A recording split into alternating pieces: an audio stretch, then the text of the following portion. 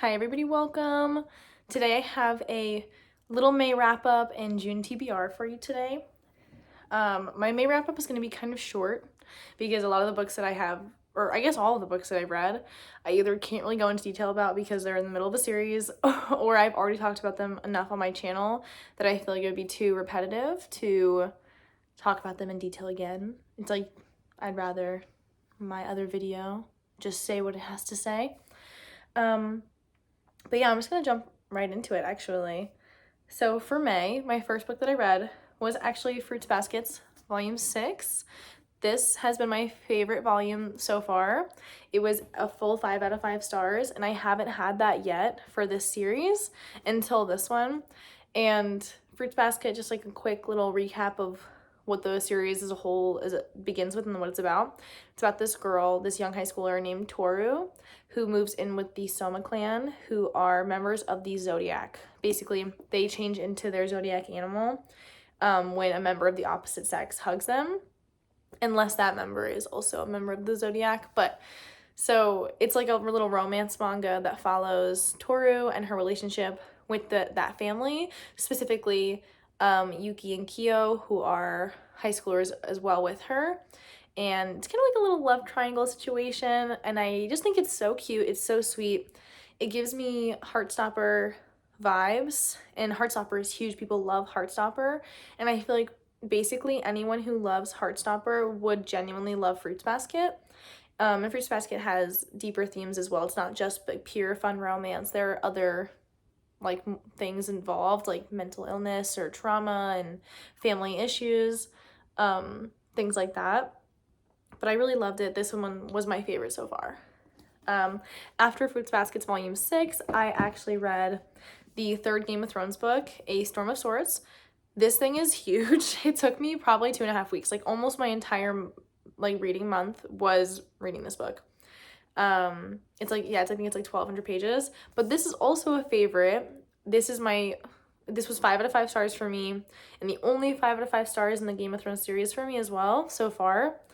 There's just so much that happens in this. Like, it's so exciting from cover to cover, and I was surprised like so many times. Like, I would be reading and something would happen and I would be like, no way. I'd be like, no way that just happened, or I wouldn't believe it, and I would have to be like, keep reading until I was like I'd have to be like convinced that it happened. I'd be like in denial, and that doesn't usually happen. I'm usually pretty good at predicting like what is gonna happen in a book, but this one, it got me, and I love that, and that never happens for me, so I was super excited. I just really loved it. I'm really excited for the next one as well, but a little apprehensive because I have no idea where the story is going at this point. Like, so much has happened that I was not expecting, that I just don't know at all where this is gonna go, and I love and hate that at the same time. But I'm liking Game of Thrones more than I thought that I was going to, which is fun. And yeah, so I read that one. Took me forever. And then I got into my little Emily Henry reading vlog. So I read 3 Emily Henry books for that vlog. So I'm gonna be pretty brief here just because I've spoken so in depth or more in depth in my reading vlog, which is on my channel now. So if you want to watch that, you can. So the first one I read was People Who Meet on Vacation, which is a friends to lovers, and sad that this literally came ripped, but whatever. I gave this a 3 out of 5 stars. It's my least favorite of Emily Henry's books, and I've read them all. I've read all of them at this point. It was fun, it was entertaining, but it was just like I wouldn't really recommend it to people ahead of like some other rom-coms that I enjoy. I also didn't feel like it was very, like, there wasn't anything else to the story besides the rom-com aspect, the romance aspect, which is fine. Like, if that's what you're looking for, enjoy it. It's good. And Emily Henry is like the queen of banter, so it's funny. Like, I laughed multiple times in this, but 3 out of 5. It was fine. Enjoyable for the most part. And then also, sorry, you're gonna hear my dog like pit-patting. She is just like pacing today. Like, she keeps going onto my couch and then just like walking around and then going back on my couch. Whatever. But then I read Beach Read, which was a 4 out of 5 stars for me. I liked this one a lot more than I liked People We Meet on Vacation. I thought it was fun. I would highly recommend it. and I just felt like there was more depth to this one besides just a romance, which for me, I'm not a huge rom-com reader or romance in general reader, so I always want like a little bit more to my story. And I also think that a novel is just better, is more rounded out if there's more than just romance, like to just like make it an overall better book. And I felt like that this had it. It was fun, the banter was good, and I also really liked the author element of this novel. But yeah, 4 out of 5 stars. And the last book that I read in June, or got to finish in May, whatever, was Happy Place by Emily Henry. I don't have the physical copy because it was like $30 and I don't want it in hardback. So I got it on my Kindle. That was a 4.5 out of 5 stars. It was pretty close to being a 5 stars. I just didn't, like, it's not like a favorite book, and it didn't like blow me away. I just really enjoyed it. But yeah, I like that Happy Place follows a long-term relationship, which, like, for me, like, I'm in a long-term relationship. It just felt very relatable. And I just also like to read about that. It was like refreshing to read about that, because I feel like most romances are from or following a very new relationship, which makes sense. Like, logically, if you think about a romance, you're gonna think about the falling in love aspect rather than the staying in love aspect of a relationship. But that's just kind of my thoughts on those. And it was a very solid reading month for me. I usually read probably between 5 to 7 books. I read 5 this month, which I'm not mad about. It was good. But for June, I have like this massive TBR stack that I don't know who I think I am or how many pages I think I'm going to be reading. It is not this. It is not this amount. But at least I'm giving myself options, you know? I have such a wide variety to choose from. I really, really want to read the 4th Game of Thrones book, A Feast for Crows. I have no idea what's going to happen in this. I know there's new POVs in this. I know that we follow new characters. We follow old characters that we've never heard from before, like, personally. And I'm just excited. It's a little bit shorter than the last book, so maybe it won't take me 2.5 weeks to get through, maybe just 2 weeks or something. I'm gonna spend most of my month reading this. I know that for a fact, which makes me sad because I want to read so many things, but I do really want to get to this, so that's high on my TBR.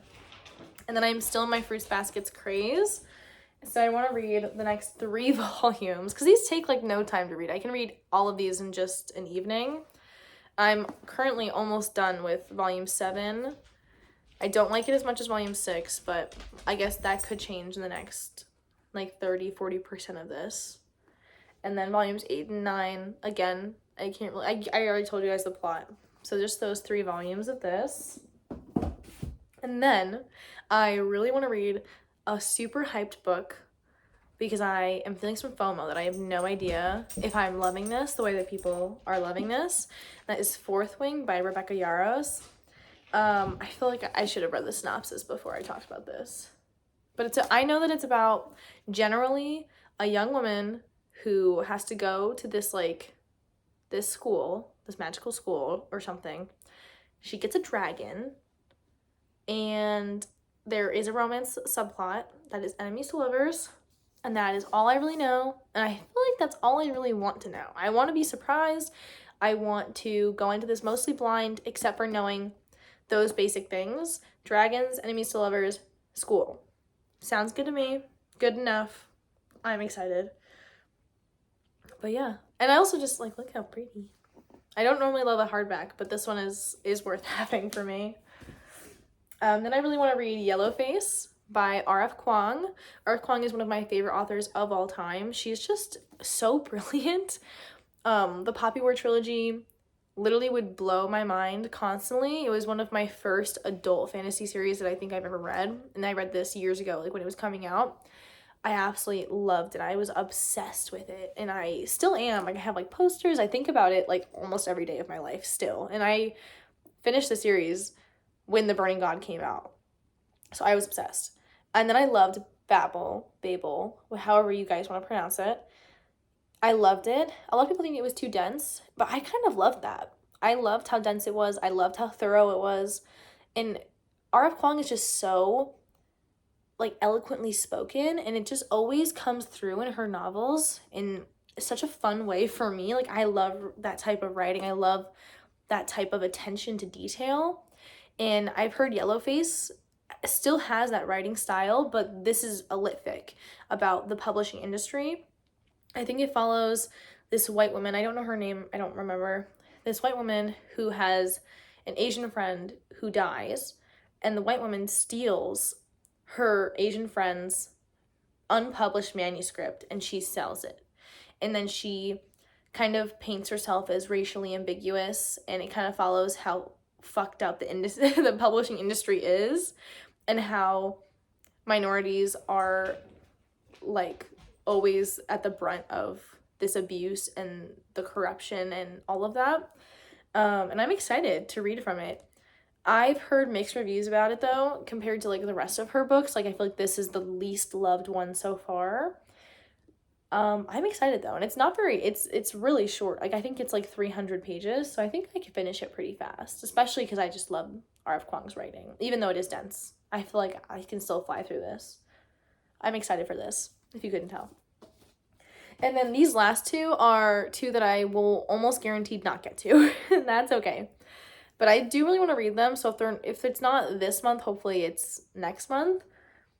So one's a reread, one is a classic that I feel like is meant for summertime. We'll start with the classic. It is Anna Karenina, a massive novel. I'm like, I'll just read that as well on top of the 1,000 page fantasy book that I'm going to read too. Anna Karenina. So I love Little Women, right? That's my favorite classic, or one of them. And I have been told that Anna Karenina is in the same atmosphere as Little Women, except it's, of course, Russian lit. But it has similar vibes. And I want to read a bunch of classics that are similar to that. And I feel like those vibes, oh my god, I did not realize. The text is, like, relatively small on this, too.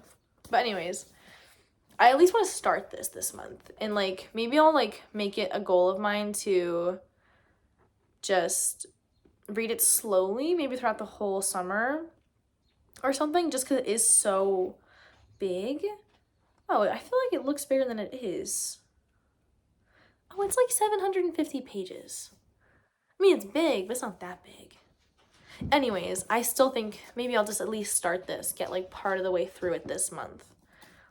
I've always wanted to read it, and I feel like it's one of those, I have an English lit degree, and I'm about to go to school for English lit again for my master's. And I have to have read this, you know what I mean?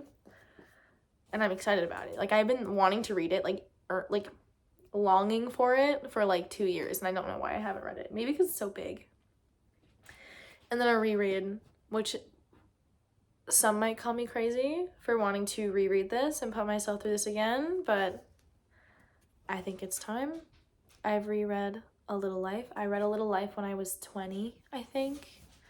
Yeah, when I was 20, I'm 23. This is one of my favorite books of all time. This book hurt. You all know. I feel like I don't have to explain it. It follows a group of friends throughout the decades. And I feel like that's all I need to say about it. It's a book about love and pain and trauma and healing, and it is just so beautiful. And I know that a lot of people call this trauma porn. I just don't agree. I think that pain like this exists in the world, and that it hurts a lot, and that we shouldn't hide from it. We shouldn't pretend it doesn't exist, even though we can't. I think people feel like it's trauma porn because you literally can't fathom the amount of pain that's in this book. But it happens, and it's real, and I think I love it for that reason, that it's real, and it's just so much, and it's so emotional. This has just become a Little Life rant of why I love A Little Life. But anyways, I want to reread it. I've been wanting to for probably about a year now. And I feel like this one is very long as well. It's like 800 pages. Because apparently I think that I'm the fastest reader of all time. I'm not that fast of a reader. I don't know. I know, I'm like rambling now. Okay. Anyways, those are all the books I want to read in June. Those are the books I read in May. That's all I have. I'll be back at some point with another video. Thank you Bye.